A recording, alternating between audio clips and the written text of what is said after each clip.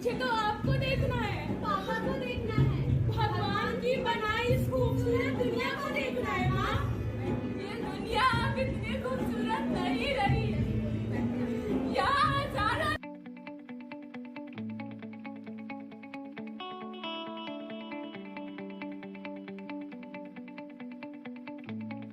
आज का कार्यक्रम देखिए, जो people against rapes in India एक मुहिम है जिसके तहत हम रेप पीड़िताओं को मदद करते हैं और उनके जो भी मेडिकल उपचार है या कानूनी लड़ाई है उसके तहत हम उनको सपोर्ट करते हैं। पर हमारा एक और मकसद है कि ये ऐसी घटनाएं ना हो, प्रिवेंशन, रोकथाम। उसके लिए हमने जब सर से बात की, मिश्रा जी से, और उन्होंने हमें ये एक प्लेटफॉर्म दिया इतने अच्छे कॉलेज का, नवादा विधि महाविश्वविद्यालय, तो हमने सोचा एक टाई अप करके युवा शक्ति जो चेंज मेकर्स हैं उनके साथ जुड़ के ये मुहिम उनके द्वारा बिहार में जागरूकता फैलाई जाए, क्योंकि बिहार से हमें काफ़ी केसेस आते हैं और फिर हमें लगता है कि किस तरह से पीड़िताओं को मदद की जाए और किस तरह से इस पर रोकथाम की जाए। उसके लिए हमें लगा कि युवा शक्ति जो यहाँ से जुड़ेगी वो, और आज का सेशन बहुत अच्छा रहा, बहुत पार्टिसिपेट किया।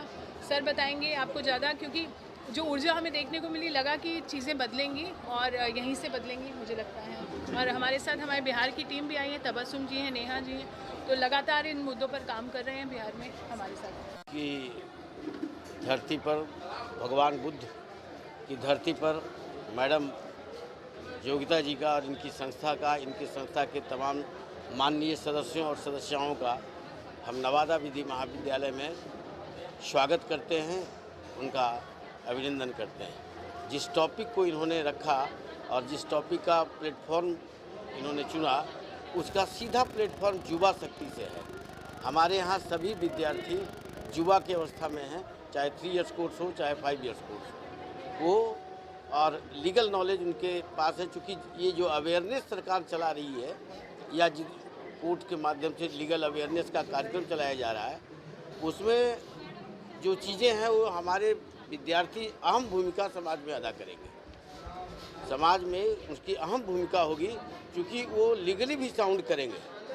वो उनको लीगली साउंड करेंगे कि अगर आपका FIR कोई नहीं होता है, देन 0 FIR का क्या प्रोविज़न है, देन अगर वो नहीं होता है तो कंप्लेंट भी आप जा सकते हो।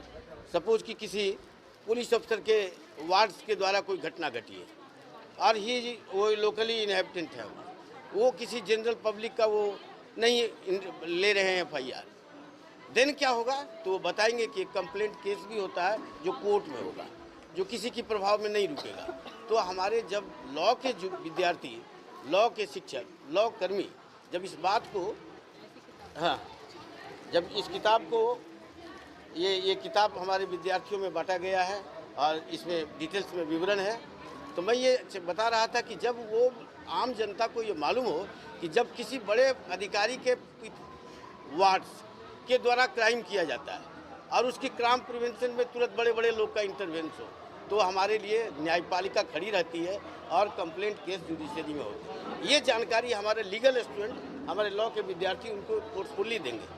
बाकी स्वयं, अभी एक लड़की ने बताया कि हमको स्वयं जागरूक होना होगा, स्वयं उस पर लिए खड़ा होना होगा और तब ये कामें होंगी। लेकिन मेरा इसमें ओपिनियन एक और है जो मैं बात रखना चाहता हूँ मैडम से बड़ी विनम्रता के साथ, कि महिलाओं पर टोटल वायलेंस को रोका जाए।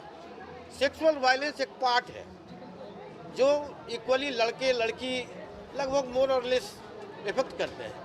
हम महिलाओं की तमाम वायलेंस जो शुरू से होती है, हमारी बच्ची अगर बेटी है तो दूसरे घर की वो बहू है और दूसरे घर की बहू है तो हमारे घर की बेटी है।